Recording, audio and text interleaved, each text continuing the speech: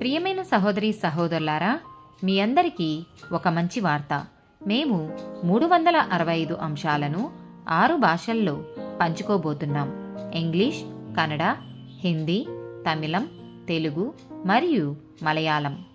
దయచేసి ఆ వాక్యములను వినండి, ధ్యానించండి మరియు ఆశీర్వదించబడండి. దయచేసి సబ్స్క్రైబ్ చేయండి మరియు మీ స్నేహితులతో పంచుకోండి. ధన్యవాదాలు.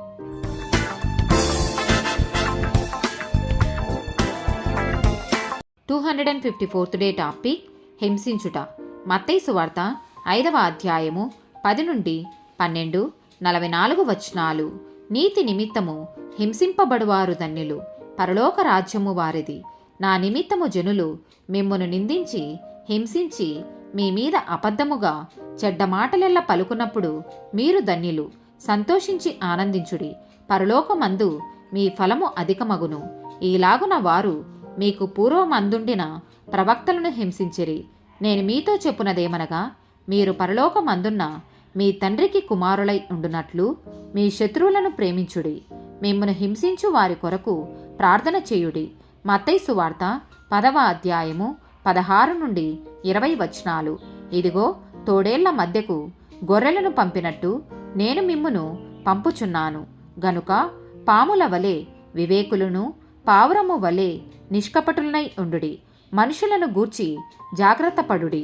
వారు మిమ్మును మహాసభలకు అప్పగించి తమ సమాజ మందిరములలో మిమ్మును కొరడాలతో కొట్టింతురు. వీరికిని అన్ని జనులకును సాక్షార్థమై నా నిమిత్తము మీరు అధిపతుల యొద్దకును రాజుల యొద్దకును తేబడుదురు. వారు మిమ్మును అప్పగించున్నప్పుడు ఎలాగు మాట్లాడుదుము, ఏమి చెప్పుదుము అని చింతింపకుడి. మీరేమి చెప్పవలెనో అది ఆ గడియలోనే మీకు అనుగ్రహింపబడును. మీ తండ్రి ఆత్మ మీలో ఉండి మాట్లాడుచున్నాడే గాని మాటలాడు వారు మీరు కారు. 2వ తిమోతికి రాసిన పత్రిక 2వ అధ్యాయము 3వ వచనము. క్రీస్తు యేసు యొక్క మంచి సైనికుని వలె నాతో కూడా శ్రమను అనుభవించుము. 2వ తిమోతికి రాసిన పత్రిక 3వ అధ్యాయము 11, 12 వచనాలు. అంతియొకయ, ఇకోనియా, లుస్త్రా అను పట్టణములలో నాకు కలిగినట్టి హింసలను ఉపద్రవములను తెలుసుకొనిన వాడవై నన్ను వెంబడించితివి. అట్టి హింసలను సహించితిని గాని వాటన్నిటిలో నుండి ప్రభువు నన్ను తప్పించెను. క్రీస్తు యేసునందు సద్భక్తితో బ్రతకనుద్దేశించు వారందరూ హింస పొందుదురు. 1 కొరింథీయులకు రాసిన పత్రిక 4వ అధ్యాయము 11 నుండి 13 వచనాలు. ఈ గడియ వరకు ఆకలి దప్పులు గలవారము, దిగంబరులము, పిడిగుద్దులు తినుచున్నాము, నిలువ వరమైన నివాసము లేకయున్నాము, స్వహస్తములతో పనిచేసి కష్టపడుచున్నాము, నిందింపబడియు దీవించుచున్నాము, హింసింపబడియు ఓర్చుకొనుచున్నాము, దూషింపబడియు బ్రతిమాలుకొనుచున్నాము.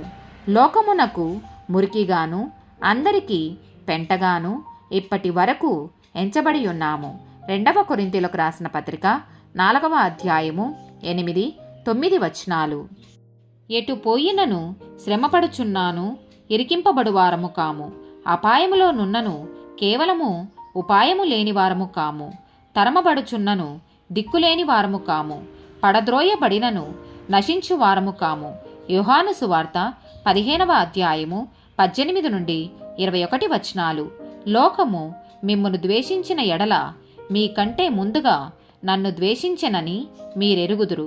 మీరు లోక సంబంధులైన ఎడల లోకము తన వారిని స్నేహించును. అయితే మీరు లోక సంబంధులు కారు, నేను మిమ్మును లోకములో నుండి ఏర్పరచుకొంటిని. అందుచేతనే లోకము మిమ్మును ద్వేషించుచున్నది. దాసుడు తన యజమానుని కంటే గొప్పవాడు కాడని నేను మీతో చెప్పిన మాట జ్ఞాపకం చేసుకొనుడి. లోకులు నన్ను హింసించిన ఎడల మిమ్మును కూడా హింసింతురు. నా మాట గైకొనిన ఎడల మీ మాట కూడా గైకొందురు. అయితే వారు నన్ను పంపిన వానిని ఎరుగరు గనుక నా నామము నిమిత్తము వీటన్నిటినీ మీకు చేయుదును. ఆమేన్.